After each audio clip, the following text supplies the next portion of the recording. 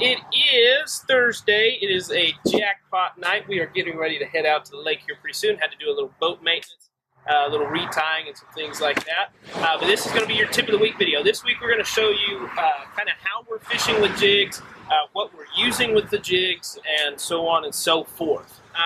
So right now, what we've got going on out at Bone Creek is typically you can catch fish on big jigs. I mean, last summer we threw anything from 3/8 to 3/4, and especially later in the summer we really got down to like half, 3/4, and that's about all we would fish with. Well, earlier in the season, so it is the second to last week of May. It is the 24th of May, I believe, and I still want to. I like a smaller profile. For some reason, I am a real fan of a smaller profile jig. So the jig that I'm going to be throwing tonight, and hopefully we'll get some good footage of catching with the jig, so we can put it up with this. But what I'm throwing, this is a War Eagle heavy finesse jig.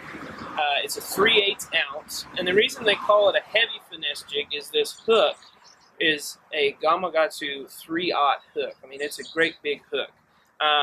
You know, especially for Bone Creek, these fish out here are really aggressive and pretty good size, and they're always really strong. So I like a good hook where I don't have to worry about that hook bending on a hook set. So that's what I'm throwing as far as jig goes tonight. This is a green pumpkin skirt. It's got a little bit of orange flake in the back. Okay, so the trailer I'm using is from Rapid Bait Company on Instagram. Go check them out. They've got some really cool stuff. This is their beaver style trailer. I'm not exactly sure what color this is. I'm going to have to go figure out what color it is, but it's almost a gold or yellow with some red flake. And so what I'm really trying to emulate here with this jig is I really want to emulate a bluegill, kind of a bluegill pattern with this orange and the gold. And then I'm going to dip the pinchers here in a chartreuse color. So it's going to emulate a bluegill really well. I'm going to have all those bluegill type colors in there. And bluegill is a main source of food out on Bone Creek. So hoping this guy works really well for me tonight. Okay, so another thing that we're going to do tonight, we can't go fishing in a normal summertime pattern without throwing a Texas rig on. So Andy's going to be throwing a creature from Big Bite Baits, and he's going to be throwing a brush hog as well. So this is Big Bite Baits Flying Squirrel. It looks very similar to a brush hog, as in the body and these arms up top, and then these flappers here are very much the same. What's different is instead of having the twisting tails, these have more of kind of a worm-style tail. So I'm anxious to see how this works. We haven't thrown these yet this year, so I'm anxious to see how it does. It's a little smaller profile, kind of going for a more finesse-y look. Like we've said, Bone Creek's a very heavily pressured lake, so you know something a little bit smaller might do the trick. Like last week, Andy was throwing a 6-inch creature bait and was getting the creature bait bit in half. So they wanted the bigger style, but then they weren't committed to it. So that's where these smaller profile creature baits come in handy. So I'm going to have that tied on. I'm going to have a jig tied on. And that's pretty much what we're going to have going.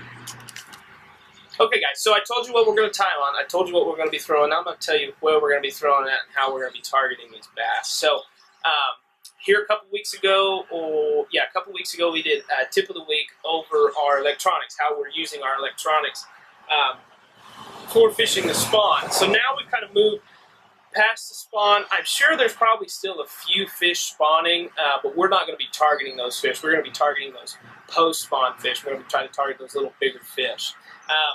So we're going to be fishing offshore structure that is between 15 and 10 foot of water. Last week Andy caught them in 5 foot of water or so, but we're going to try to target that 10 to 15 range typically, or simply because this week has been 85, 86 degrees all week. Got a little bit of rain, but other than that, it's been hot, it's been dry. These fish are going to start kind of moving out. We have a few spots marked on our graph. When we get there tonight, I may put it up and put some video on there, kind of the area that we're fishing. So we're going to be targeting some structure in this 15, 12 foot range. We have one really, really good little spot. We call it our little honey hole because every year, this time of year, we can go there and we can catch fish, and typically really good fish. And the reason I think we do that is there's a big creek channel that swings right by here, and this is just kind of a big flat that has some grass grass all the way around it, so these bass can kind of sit there and ambush anything that's on that flat or moving around that flat. So that's kind of what we're going to target tonight. We might go a little bit shallower. You know, if they did, there was some rain moved through yesterday, today.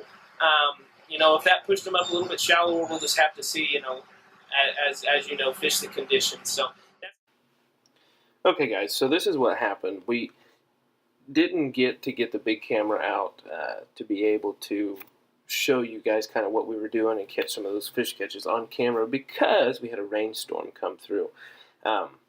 So what we're doing right here, Andy's catching a good one that we ended up putting in the live well. This is another 18-incher. Not a weighable fish on a Thursday night for us, but it's still a good fish. So what we were doing is after it rained, we kind of got back into this hole because this kind of comes up that big Y in the lake, and so it was a big wind tunnel. We couldn't hardly do anything, so we had to go out and then come back into that. We were kind of at the far end, closest to the main part of the lake, but we were still fishing 13 foot of water. This big flat that's kind of out here, close to where we're at, is no more than 15 foot. And we were just targeting those trees in that 12 to 15 foot range. So that's kind of where we were at and what we were doing. All right, guys, so that was your tip of the week. Make sure to like the Facebook page, follow the Instagram page, subscribe down below. If you like the Rapid Bait Company trailer, I'll go ahead and I'll put that link to their page in the description as well. So yeah, make sure you like, subscribe, comment, you know, do whatever you want to do. Just make sure you subscribe to us if you really like the content. So hey, we'll catch you guys next week.